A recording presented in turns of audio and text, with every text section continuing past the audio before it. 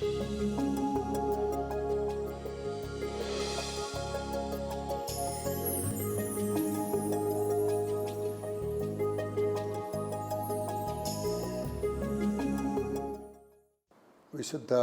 ലൂക്ക എഴുതിയ സുവിശേഷം 1-ാം അധ്യായം 46 മുതൽ 55 വരെയുള്ള തിരുവചനങ്ങൾ. മറിയം പറഞ്ഞു, എൻ്റെ ആത്മാവ് കർത്താവിനെ മഹത്വപ്പെടുത്തുന്നു. എൻ്റെ ചിത്തം എൻ്റെ രക്ഷകനായ ദൈവത്തിൽ ആനന്ദിക്കുന്നു. അവിടുന്ന് തൻ്റെ ദാസിയുടെ താഴ്മയെ കടാക്ഷിച്ചു. ഇപ്പോൾ മുതൽ സകല തലമുറകളും എന്നെ ഭാഗ്യവതിയെന്ന് പ്രകീർത്തിക്കും. ശക്തനായവൻ എനിക്ക് വലിയ കാര്യങ്ങൾ ചെയ്തിരിക്കുന്നു. അവിടുത്തെ നാമം പരിശുദ്ധമാണ്. അവിടുത്തെ ഭക്തരുടെ മേൽ തലമുറകൾ തോറും അവിടുന്ന് കരുണ വർഷിക്കും. അവിടുന്ന് തൻ്റെ ഭുജം കൊണ്ട് ശക്തി പ്രകടിപ്പിച്ചു. ഹൃദയവിചാരത്തിൽ അഹങ്കരിക്കുന്നവരെ ചിതറിച്ചു. ശക്തന്മാരെ സിംഹാസനങ്ങളിൽ നിന്ന് മറിച്ചിട്ടു, എളിയവരെ ഉയർത്തി. വിശക്കുന്നവരെ വിശിഷ്ട വിഭവങ്ങൾ കൊണ്ട് സംതൃപ്തരാക്കി. സമ്പന്നരെ വെറും കൈയോടെ പറഞ്ഞയച്ചു. തൻ്റെ കാരുണ്യം അനുസ്മരിച്ചുകൊണ്ട് അവിടുന്ന് തൻ്റെ ദാസനായ ഇസ്രായേലിനെ സഹായിച്ചു. നമ്മുടെ പിതാക്കന്മാരായ അബ്രഹാത്തോടും അവൻ്റെ സന്തതികളോടും എന്നേക്കുമായി ചെയ്ത വാഗ്ദാനം അനുസരിച്ച് തന്നെ. മിശിഹായിൽ പ്രിയ സഹോദരി സഹോദരന്മാരെ, പരിശുദ്ധ അമ്മയുടെ സ്തുതിപാടലിൽ ശക്തനായവൻ എനിക്ക് വലിയ കാര്യങ്ങൾ ചെയ്തിരിക്കുന്നു എന്ന് അമ്മ ദൈവത്തെ സ്തുതിച്ചുകൊണ്ട് പറയുകയാണ്. ശക്തനായവൻ്റെ അനുഗ്രഹമല്ലാതെ മറ്റെന്താണ് നമുക്കുള്ളത്? ഈ ലോകത്തിലേക്ക് നാം കടന്നു വന്നപ്പോൾ ഒന്നും കൊണ്ടുവന്നില്ല. ഈ ലോകത്തെ വിട്ട് കടന്നു പോകുമ്പോഴും ഒന്നും കൊണ്ടുപോകാനുമാവില്ല. ഇന്ന് നമുക്കെന്തുണ്ടോ അത് ശക്തനായവൻ്റെ അനുഗ്രഹമാണ്. തൻ്റെ ഭക്തരുടെ മേൽ തലമുറകൾ തോറും കരുണ വർഷിക്കുന്ന തമ്പുരാൻ്റെ കാരുണ്യമാണ് നാം ഓരോ ദിവസവും അനുഭവിക്കുന്നത്. കാരുണ്യമേകുവാൻ ദൈവം നൽകുന്ന അവസരങ്ങളെയെല്ലാം നമുക്ക് നന്നായി വിനിയോഗിക്കാം. ശക്തനായവൻ എനിക്ക് വലിയ കാര്യങ്ങൾ ചെയ്തിരിക്കുന്നുവെന്ന് പരിശുദ്ധ അമ്മ പറയുമ്പോൾ അതിൻ്റെ പൂർണ്ണമായ അർത്ഥത്തിൽ എടുത്തുകൊണ്ട് അമ്മ തൻ്റെ സാന്നിധ്യം, ദൈവികമായ സാന്നിധ്യം, ദൈവകൃപ ഇപ്പോഴും എപ്പോഴും നമ്മുടെ മരണസമയത്തും നമുക്കെല്ലാവർക്കും വേണ്ടി സംലഭ്യമാക്കി തരുന്ന അമ്മയെയാണ് നാം കാണുന്നത്. അമ്മയുടെ മധ്യസ്ഥത അപേക്ഷിച്ചിട്ടുള്ള ഒരുവരെയും ഉപേക്ഷിച്ചതായി ലോകത്തിൽ കേട്ടിട്ടില്ല. നന്മ നിറഞ്ഞവളായ, സ്ത്രീകളിൽ അനുഗ്രഹിക്കപ്പെട്ടവളായ, എല്ലാ തലമുറകളാലും പോറ്റപ്പെടുന്നവളായ അമ്മ നമുക്ക് വേണ്ടി ദൈവസന്നിധിയിൽ മധ്യസ്ഥത അപേക്ഷിക്കുകയാണ്. രോഗികളായ മക്കളോട് പ്രത്യേകമായ പരിഗണന കാണിക്കുന്ന അമ്മ ആരോഗ്യമാതാവ് എന്ന് അറിയപ്പെടുകയാണ്. എല്ലാ രോഗങ്ങളിൽ നിന്നും ജനങ്ങളെ മോചിപ്പിക്കുവാൻ തമ്പുരാൻ്റെ സന്നിധിയിൽ മധ്യസ്ഥത അപേക്ഷിച്ചുകൊണ്ട് പ്രവർത്തിക്കുന്ന അമ്മ ലോകത്തിൻ്റെ വിവിധ ഭാഗങ്ങളിൽ പ്രത്യക്ഷപ്പെട്ടുകൊണ്ട് ദൈവികമായ കൃപ ജനങ്ങൾക്ക് സംലഭ്യമാക്കി കൊടുക്കുവാൻ, ദൈവ സാന്നിധ്യത്തിൽ ജീവിക്കുവാൻ, പങ്കുവയ്ക്കലിൻ്റെ പ്രത്യയശാസ്ത്രം മനസ്സിലാക്കി പ്രവർത്തിക്കുവാൻ, മറ്റുള്ളവരുടെ ആവശ്യങ്ങൾ അറിഞ്ഞുകൊണ്ട് പ്രവർത്തിക്കുവാൻ നമ്മെ ഉത്ബോധിപ്പിക്കുകയാണ് ഈ കാലഘട്ടത്തിൽ. പരിശുദ്ധ ലൂർദ് മാതാവ്, ഫ്രാൻസിലെ ലൂർദിൽ അമ്മ വിശുദ്ധ ബർണർദിത്തായിക്ക് പ്രത്യക്ഷപ്പെട്ടുകൊണ്ട് പ്രായശ്ചിത്തം പ്രായശ്ചിത്തം പ്രായശ്ചിത്തം, അനുദപിക്കുക അനുദപിക്കുക അനുദപിക്കുക, വരുവാനിരിക്കുന്ന ദൈവകോപത്തിൽ നിന്ന് ഓടിയകലുവീൻ, ദൈവരാജ്യം സമീപിച്ചിരിക്കുന്നു, പശ്ചാത്തപിക്കുവിനെന്നുള്ള സന്ദേശവുമായിട്ടാണ് യേശുവിൻ്റെ മുന്നോടിയായ സ്നാപക യോഹന്നാൻ കടന്നു വരുന്നത്. അതേ ദൗത്യം തന്നെയാണ് യേശു തമ്പുരാൻ തൻ്റെ പരസ്യജീവിതം ആരംഭിച്ചപ്പോഴും പറഞ്ഞത്, ദൈവരാജ്യം സമീപിച്ചിരിക്കുന്നു, പശ്ചാത്തപിക്കുവിൻ. പരിശുദ്ധ അമ്മയും ലൂർദിൽ പ്രത്യക്ഷപ്പെട്ടുകൊണ്ട് 1854 വിശുദ്ധ ബർണർദിത്തായിക്ക് പ്രത്യക്ഷപ്പെട്ടുകൊണ്ട് പറയുകയാണ്, പ്രായശ്ചിത്തം ചെയ്യുക, അനുദപിക്കുക അനുദപിക്കുക എന്ന്.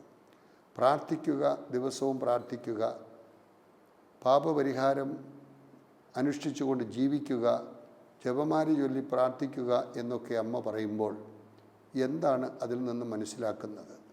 ശക്തനായവൻ്റെ അനുഗ്രഹം നഷ്ടപ്പെടുത്തുവാൻ പാടില്ല. ആ അനുഗ്രഹത്തെക്കുറിച്ചുള്ള ഓർമ്മ നമ്മെ ഓരോരുത്തരെയും കൂടുതൽ ശക്തരാക്കണം.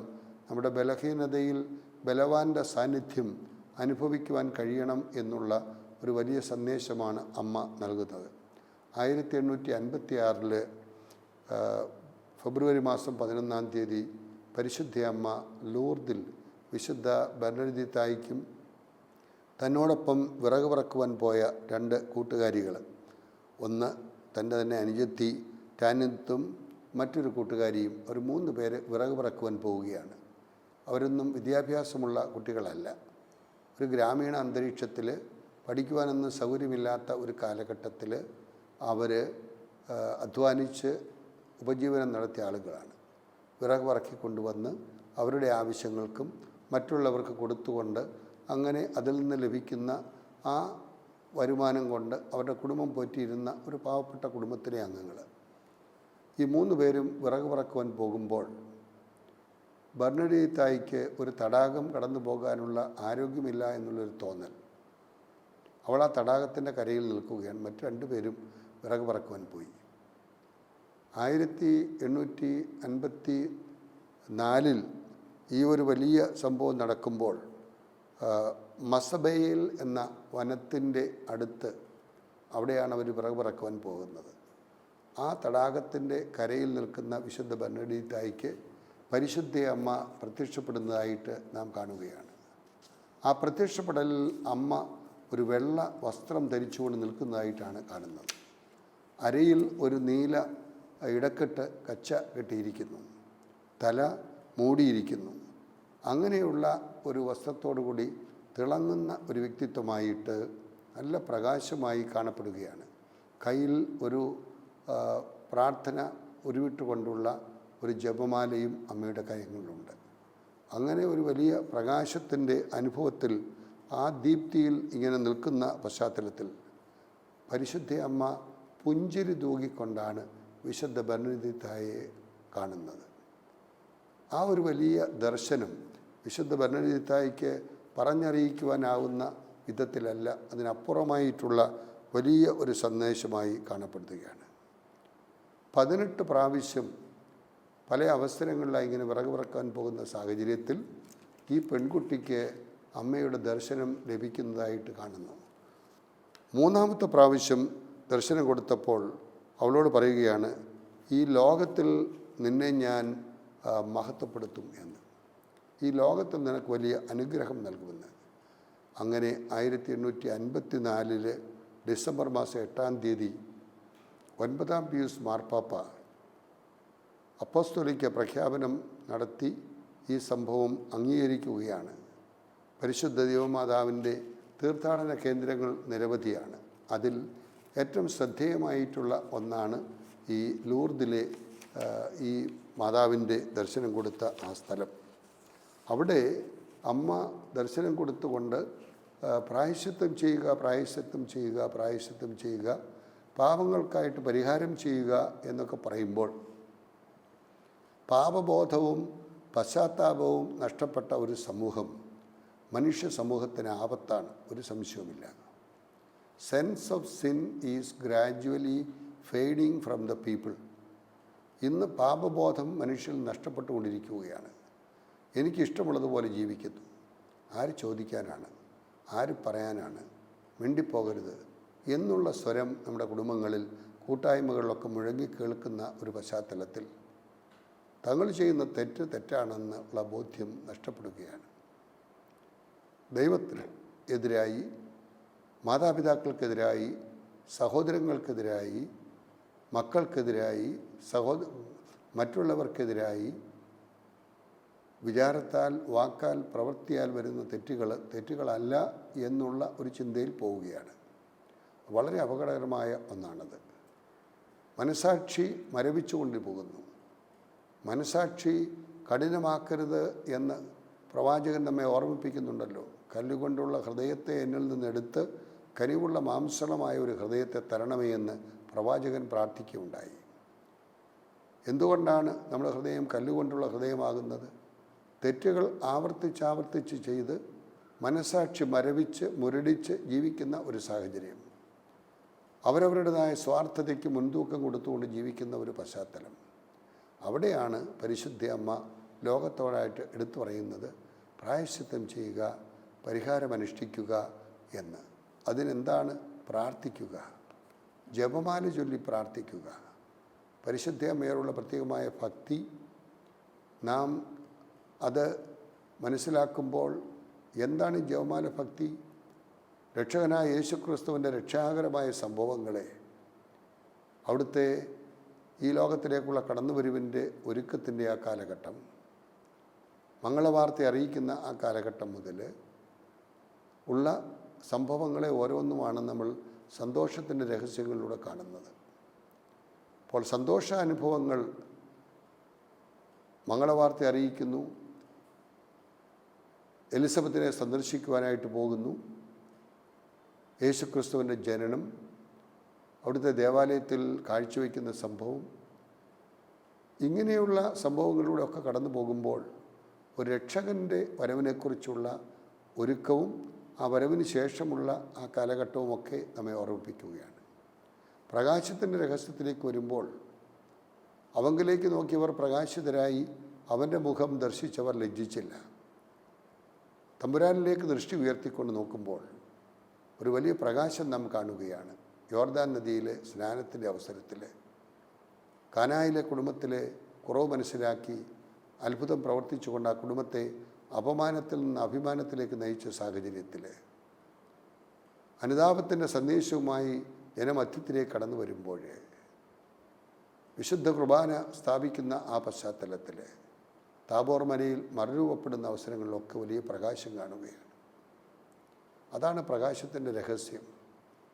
വീണ്ടും ദുഃഖത്തിൻ്റെതായ രഹസ്യങ്ങളിലേക്ക് കടന്നു വരുമ്പോൾ വിശുദ്ധ കുർബാന സ്ഥാപിച്ച ശേഷം ഈ ലോകത്തെ വിട്ട് കടന്നു പോകുവാനുള്ള സമയം സമാഗതമായി എന്ന് കാണുമ്പോൾ ഗതസമയം തോട്ടത്തിലേക്ക് പോയി രക്തം ഉയർത്ത് പ്രാർത്ഥിക്കുന്ന യേശുദമ്പുരാൻ, അവിടെ നിന്നും പിടിക്കപ്പെട്ട് പീലാത്തോസിൻ്റെ അരമനയിൽ കൊണ്ടുവന്ന് കൽത്തൂണിൽ കെട്ടപ്പെട്ട് ചമ്മട്ടികളാൽ അടിക്കപ്പെടുന്നത്, മുൾക്കിരീടം ധരിപ്പിക്കപ്പെടുന്നത്, കുരിശു വന്നുകൊണ്ട് ഗോകുൽത്താമലയിലേക്ക് പോകുന്നത്, ഗോകുൽത്താമലയിൽ ബലിയായി അർപ്പിക്കപ്പെടുന്നത് ഒക്കെ ഈ ദുഃഖത്തിൻ്റെ രഹസ്യങ്ങളിലൂടെ നാം ധ്യാനിക്കുകയാണ് അമ്മയോടൊപ്പം. ആ കുരിശിൻ ചുവട്ടിൽ നിന്ന അമ്മ, മകൻ്റെ മൃതശരീരം മടിയിൽ കിടത്തി അന്തിമ ഉപചാരങ്ങൾ അർപ്പിക്കുന്ന അമ്മ നമുക്കൊക്കെ വലിയ ഒരു സന്ദേശം നൽകുകയാണ്. രക്ഷകനിൽ ആനന്ദിക്കുന്ന മക്കളായി മാറുക. വീണ്ടും മഹത്വത്തിൻ്റെതായ രഹസ്യങ്ങളിലേക്ക് നാം കടന്നു വരുമ്പോൾ മരണത്തെ അതിജീവിച്ച് പുനരുത്ഥാനം ചെയ്ത യേശുദമ്പുരാൻ ലോകത്തിൽ നൽകുന്ന സന്ദേശം, പുനരുത്ഥാനവും ജീവനും ഞാനാണെന്ന് അരുളി ചെയ്തവൻ മനുഷ്യശക്തികൾക്ക് അടക്കി വയ്ക്കുവാനോ ഒതുക്കി വയ്ക്കുവാനാവാത്ത വിധത്തിൽ പുനരുത്ഥാനം ചെയ്ത് തൻ്റെ മക്കളെ വിശ്വാസത്തിൽ ഉറപ്പിക്കുന്നു. എന്നിട്ട് 40 ദിവസത്തിന് ശേഷം പരമപിതാവിൻ്റെ സന്നിധിയിലേക്ക് കടന്നു ചെല്ലുന്നു. അവിടെ എത്തിയതിനു ശേഷം പരിശുദ്ധാത്മാവിനെ അയച്ചുകൊണ്ട് വിശ്വാസികളുടെ കൂട്ടായ്മയായ സഭ പുനരുത്ഥാനത്തിൻ്റെ 50-ാം ദിവസം, സ്വർഗാരോഹണത്തിൻ്റെ 10-ാം ദിവസം പരിശുദ്ധമ്മയുടെയും ശിഷ്യഗണത്തിൻ്റെയും മേൽ പരിശുദ്ധാത്മാവിനെ അയച്ചുകൊണ്ട് വിശ്വാസികളുടെ കൂട്ടായ്മയായ സഭ ഉദ്ഘാടനം ചെയ്യുന്നു. പരിശുദ്ധ അമ്മയെ ആത്മശരീരങ്ങളോടെ സ്വർഗത്തിലേക്ക് സംവഹിക്കുന്നു. അവരുടെ ജീവിതത്തിൽ ദൈവം നൽകിയ അനുഗ്രഹങ്ങളുടെ ആകത്തുകയായിട്ട് അത് കാണുകയാണ്. മാത്രമല്ല ത്രിലോകങ്ങളുടെയും രാജ്ഞിയായി മുടിധരിപ്പിക്കപ്പെടുന്നു. അതാണ് ജപമാല. അപ്പോൾ പരിശുദ്ധ അമ്മയോടൊപ്പം രക്ഷകൻ്റെ രക്ഷാകര രഹസ്യങ്ങളെക്കുറിച്ച് ധ്യാനിക്കുവാൻ, പ്രാർത്ഥിക്കുവാൻ നമുക്ക് കഴിയണം. അവിടെയാണ് രക്ഷകനിൽ ആനന്ദിക്കുന്ന മക്കളായി മാറണമെന്ന് അമ്മ ഓർമ്മിപ്പിക്കുന്നത്. അമ്മ ബർണദിത്തായിക്ക് പ്രത്യക്ഷപ്പെട്ടുകൊണ്ട് പറഞ്ഞ്, ഞാൻ അമലോത്ഭവയാണ്. ഈ വിശ്വാസ സത്യമാണ് 9-ാം പീയൂസ് മാർപ്പാപ്പ പ്രഖ്യാപിക്കുന്നത്. പരിശുദ്ധ അമ്മയുടെ അമലോത്ഭവം പാപമില്ലാതെ ജനിച്ചവളാണ് എന്ന്. അങ്ങനെ ഭാഗ്യം സിദ്ധിച്ച അമ്മ നമുക്ക് നൽകുന്ന ഈ വലിയ അനുഗ്രഹം നമ്മുടെ ജീവിതത്തിൽ ഏറെ സഹായകമായ ഒന്നാണ് എന്ന് നമ്മെ ഓർമ്മിപ്പിക്കുകയാണ്. ജപമാല പ്രാർത്ഥനയും ദിവ്യകാരുണ്യ പ്രദക്ഷിണവുമൊക്കെയാണ് ലൂർദിൽ നടക്കുന്ന മുഖ്യമായ സംഭവങ്ങൾ. പല പ്രാവശ്യം ലൂർദിൽ പോയി അത് അനുഭവിക്കുവാൻ എനിക്ക് സാധിച്ചിട്ടുണ്ട്. പരിശുദ്ധ അമ്മയോടുള്ള പ്രത്യേകമായ ഭക്തിയിൽ അമ്മയുടെ സ്വരൂപം എഴുന്നള്ളിച്ചുകൊണ്ട് വളരെ ഭക്തിയോടുകൂടി ജപമാല പ്രാർത്ഥന ചൊല്ലി പരിശുദ്ധ ദേവാലയത്തിൻ്റെ മുമ്പിൽ ഒരുക്കിയിരിക്കുന്ന ആ ബലിപീഠത്തിൻ്റെ സന്നിധിയിലേക്ക് കടന്നു വരുമ്പോൾ വിശുദ്ധ കുർബാന എഴുന്നള്ളിച്ചുകൊണ്ട് വളരെ ഭക്തിയോടുകൂടി ആ തീർത്ഥാടന യാത്രയെ അനുഗ്രഹിച്ചുകൊണ്ട് കടന്നു വരുന്ന ദിവ്യകാരുണ്യനാഥൻ, രോഗികളായ ആളുകൾ, ഹൃദയ വേദന അനുഭവിക്കുന്ന ആളുകൾ, പല പ്രയാസത്തിൽ കഴിയുന്ന ആളുകൾ, ഇവർക്കൊക്കെ ലഭിക്കുന്ന വലിയ അനുഗ്രഹം നമ്മൾ അവിടെ നേരിട്ട് കാണാൻ സാധിക്കും. നമുക്ക് ഓരോരുത്തർക്കും ഒരു വ്യക്തിപരമായ ഒരനുഭവം, ഒരു പ്രചോദനം, ഒരു ഇൻസ്പിരേഷൻ അതിലൂടെ ലഭിക്കുന്നു എന്നുള്ളതാണ്. എന്തുകൊണ്ടാണത്? കർത്താവായ യേശുക്രിസ്തുവാകുന്ന സ്വർഗീയ മന്ന ഇത്ര ചെറുതായി നമ്മെ അനുഗ്രഹിക്കുവാൻ എഴുന്നള്ളിയിരിക്കുന്ന ദിവ്യകാരുണ്യനാഥൻ, ആ ദിവ്യകാരുണ്യനാഥനെ സൂക്ഷിച്ച പേടകമാണ് പരിശുദ്ധ അമ്മ. കർത്താവായ യേശുക്രിസ്തുവാകുന്ന സ്വർഗീയ മന്നായിട്ട് വച്ച പൊൻപാത്രമായ പരിശുദ്ധ അമ്മ. ദിവ്യകാരുണ്യനാഥൻ്റെ സാന്നിധ്യവും പരിശുദ്ധ അമ്മയുടെ മധ്യസ്ഥതയും ആ ദൈവികമായ സാന്നിധ്യവും ഒക്കെ നമ്മെ ഓരോരുത്തരെയും കൂടുതൽ ശക്തിയുള്ളവരാക്കി മാറ്റുകയാണ്. പ്രിയ സഹോദരങ്ങളെ, പരിശുദ്ധ പിതാവ് ജോൺ പോൾ രണ്ടാമൻ മാർപ്പാപ്പ ഔദ്യോഗികമായി പ്രഖ്യാപിച്ചുകൊണ്ട് 1992 ലൂർദിലെ ഈ തീർത്ഥാടനത്തിലേക്ക് ജനങ്ങളെ ആനയിക്കുകയുണ്ടായി. പരിശുദ്ധയമ്മയുടെ മധ്യസ്ഥതയിൽ നമുക്ക് ലഭിക്കുന്ന വലിയ അനുഗ്രഹങ്ങളെക്കുറിച്ച് അനുസ്മരിക്കുകയുണ്ടായി.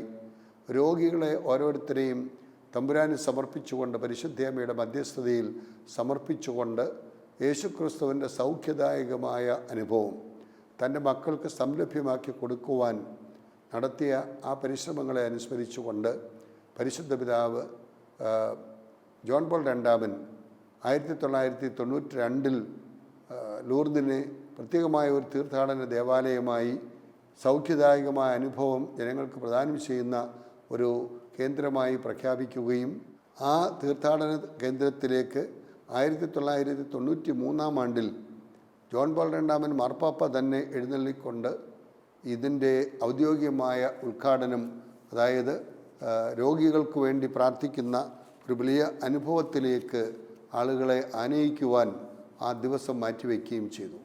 എല്ലാ വർഷവും ഫെബ്രുവരി മാസം 11 ലോകമാസകലം രോഗികളെ സൗഖ്യപ്പെടുത്തുന്ന ആ ഒരു വലിയ ദിനമായിട്ട്, രോഗികൾക്ക് വേണ്ടി പ്രാർത്ഥിക്കുന്ന ദിനമായിട്ട്, അവർക്ക് വേണ്ടി ശുശ്രൂഷ ചെയ്യുന്ന ഡോക്ടർമാർ, നേഴ്സുമാർ, മറ്റ് പാലിയേറ്റീവ് കെയറിലൊക്കെ ഗൃഹപരിചരണ ശുശ്രൂഷയിലൂടെയൊക്കെ അവരെ സഹായിക്കുന്ന ആളുകളെ, അവർക്ക് വേണ്ടി സമർപ്പിത ജീവിതം നയിക്കുന്ന സഹോദരിമാരെ, അവർക്ക് തമ്പുരാൻ്റെ കാരുണ്യം വിശുദ്ധ കുർബാനയിലൂടെ, കുമ്പസാരത്തിലൂടെ ഒക്കെ എത്തിച്ചു കൊടുക്കുന്ന പുരോഹിതന്മാരെ എല്ലാം സമർപ്പിച്ചുകൊണ്ട് അവർക്ക് വേണ്ടി പ്രാർത്ഥിക്കുവാൻ പരിശുദ്ധ പിതാവ് മാറ്റിവെച്ചതായ ദിവസമാണ്. വേദനിക്കുന്നവരായ എല്ലാവരെയും പരിശുദ്ധ അമ്മയുടെ പ്രത്യേകമായ മധ്യസ്ഥതയിൽ പരമപിതാവിന് സമർപ്പിക്കുന്ന ഒരനുഭവം. ഈ വർഷത്തെ വിഷയം എന്ന് പറയുന്നത് ദൈവം ചെയ്ത വലിയ കാര്യങ്ങളെക്കുറിച്ചുള്ള വിസ്മയം. ദൈവം തമ്പുരാൻ നമുക്ക് ഓരോരുത്തർക്കും ഈ ലോകത്തിലേക്ക് കടന്നു വന്ന നിമിഷം മുതൽ ഇന്ന് വരെ ചെയ്തു വരുന്ന എല്ലാ അനുഗ്രഹങ്ങളെക്കുറിച്ചും വളരെ വിസ്മയത്തോടു കൂടി, അത്ഭുതത്തോടു കൂടി മാത്രമേ നമുക്ക് കാണാൻ സാധിക്കുകയുള്ളൂ.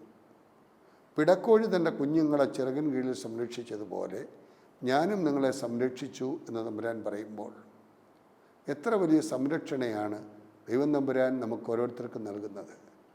ഒരമ്മ പാൽ കുടിക്കുന്ന കുഞ്ഞിനെ മറന്നാലും ഞാൻ നിന്നെ മറക്കില്ല, നിന്നെ എൻ്റെ ഉള്ളം കൈയിൽ കാത്തു സൂക്ഷിക്കുകയാണ്, കണ്ണിൻ്റെ കൃഷ്ണമണി പോലെ കാത്തു സൂക്ഷിക്കുകയാണ്.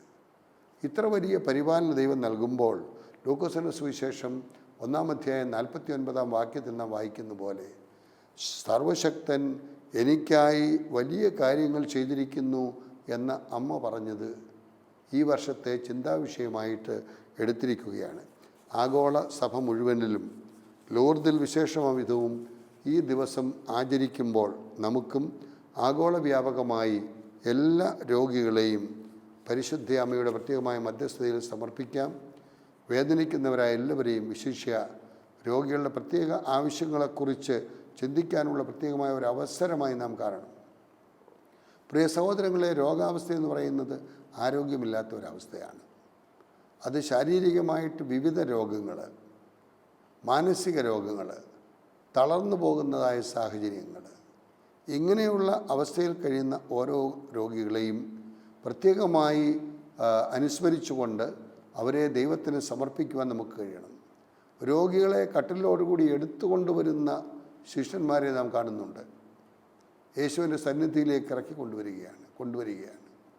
അതേപോലെ കിടപ്പ് രോഗികളെ കട്ടിലെടുത്തുകൊണ്ട് ഈ ദിവ്യകാരുണ്യ പ്രദക്ഷിണം നടക്കുന്ന അവസരത്തിൽ പരിശുദ്ധമ്മയുടെ സ്വരൂപം എഴുന്നള്ളിച്ചുകൊണ്ട് വരുന്ന ആ സാഹചര്യത്തിൽ കിടപ്പ് രോഗികളെ അവിടെ കൊണ്ടുവന്ന് കിടത്തി അവരിൽ പലരും സൗഖ്യമുള്ളവരായി മാറുന്ന ഒരു പശ്ചാത്തലത്തിൽ രോഗികളായ സഹോദരന്മാരോട് പ്രത്യേകമായ പരിഗണന കാണിക്കണം.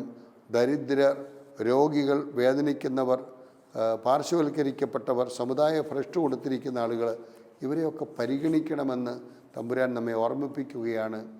വിവിധ സേവനങ്ങൾ ആതുര ശുശ്രൂഷ രംഗത്ത് നിർവഹിക്കുന്ന ആളുകൾ, ഡോക്ടർമാർ, നേഴ്സുമാർ, അവരെ സഹായിക്കുന്ന മറ്റ് എയ്ഡ്സുമാർ, പിന്നീട് അവർക്ക് വേണ്ടി സമർപ്പിത ജീവിതം നയിക്കുന്ന സഹോദരിമാർ, അവർക്ക് ദിവ്യകാരുണ്യവും അനുതാപത്തിൻ്റെ അന്വഞ്ജനത്തിൻ്റെ കൂദാശയും ഒക്കെ നിർവഹിച്ചു കൊടുത്തുകൊണ്ട് അവരെ കൗൺസിലിങ്ങിലൂടെയൊക്കെ ആശ്വസിപ്പിക്കുന്ന പുരോഹിതന്മാർ, എല്ലാവരെയും നമുക്ക് ദൈവകരങ്ങൾ സമർപ്പിക്കാം. ദൈവവചനത്തോടും കൂദാശകളോടും ഒക്കെ അഭേദ്യമായി ബന്ധപ്പെട്ടുകൊണ്ട് ദൈവത്തിന് ഓരോ മനുഷ്യരോടുമുള്ള സ്നേഹം, ആരും നശിക്കാൻ പാടില്ല, എല്ലാവരും രക്ഷപ്പെടണം. യേശു തമ്പുരാൻ്റെ ജീവിതത്തിൽ ഏറ്റവും അധികം സമയം അവിടുന്ന് ചെലവഴിച്ചത് രോഗികളെ ശുശ്രൂഷിക്കുവാനായിരുന്നുവെന്ന് നമുക്ക് കാണാൻ സാധിക്കുന്നുണ്ട്. 3 വർഷത്തെ പരസ്യ ജീവിതത്തിൽ ഏറ്റവും അധികം സമയം ചെലവഴിച്ചത് പ്രത്യേകമായി രോഗികൾക്ക് സൗഖ്യം നൽകുന്ന അനുഭവം കൊടുത്തുകൊണ്ടാണ് നമുക്ക് കാണാൻ കഴിയുന്നത്. ലോർദിലെ ദർശനത്തിലൂടെ നാം മനസ്സിലാക്കേണ്ട ഒരു യാഥാർത്ഥ്യം അതാണ്. വിശുദ്ധ ബെർണദീത്തായിക്ക് പ്രത്യക്ഷപ്പെട്ടുകൊണ്ട് മനുഷ്യത്വത്തിൻ്റെ മഹത്വം, വിശ്വാസം, ഇവയൊക്കെ ഓരോ വ്യക്തികൾക്കും കൂടുതൽ ലഭിക്കുവാൻ സഹായകമാകണം. വ്യക്തികളുടെ സമഗ്രതയും മഹത്വവും സംരക്ഷിക്കുന്നതിന് നമ്മുടെ എല്ലാ പരിശ്രമങ്ങൾക്കും ഇടയാകണം. ഓരോ മനുഷ്യനെക്കുറിച്ചും തമ്പുരാനുള്ള പദ്ധതി, ജീവധർമ്മശാസ്ത്രപരമായ പ്രശ്നങ്ങൾ, ദുർബലതയ്ക്കുള്ള സംരക്ഷണം, പരിസ്ഥിതി സംരക്ഷണം, ഇവയൊക്കെ ഇതിൽപ്പെടുന്നതാണ്.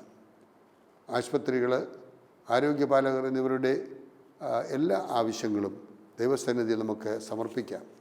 പരിശുദ്ധ അമ്മ എത്രത്തോളം താഴ്ചയിലേക്ക് ഇറങ്ങി വന്നു, അതുപോലെ രോഗികളുടെ അടുത്തേക്ക് വളരെ താഴ്ന്ന മനോഭാവത്തോടുകൂടി ഇറങ്ങി വരുവാൻ നമുക്ക് ഓരോരുത്തർക്കും കഴിയണം. മറ്റുള്ളവരിലുള്ള ദൈവസാന്നിധ്യം കണ്ടെത്തുകയാണ് അതിനേറ്റവും സഹായകമായത് എന്ന് മദർ തെരേസ സൂചിപ്പിക്കുകയുണ്ടായി. ഈ ചെറിയവരിൽ ഒരുവൻ നീ ചെയ്തപ്പോൾ എനിക്കാണ് ചെയ്തത്. അങ്ങനെ ഒരു മനോഭാവം പരിശുദ്ധാത്മാവിൻ്റെ നിറവോടുകൂടിയാണ് അമ്മ പ്രവർത്തിക്കുവാനായി കടന്നു ചെല്ലുന്നത്. അവിടെയാണ് അത്ഭുതം നടക്കുന്നത്. ആനന്ദത്തിൻ്റെ ജീവിതം അമ്മ അനുഭവിക്കുകയാണ്, അത് നമുക്ക് പകർന്നു തരികയാണ്. ആവശ്യപ്പെട്ടിട്ടല്ല, മറ്റുള്ളവരുടെ ആവശ്യം അറിഞ്ഞു പ്രവർത്തിക്കുക, അതാണ് അമ്മ ചെയ്തത്.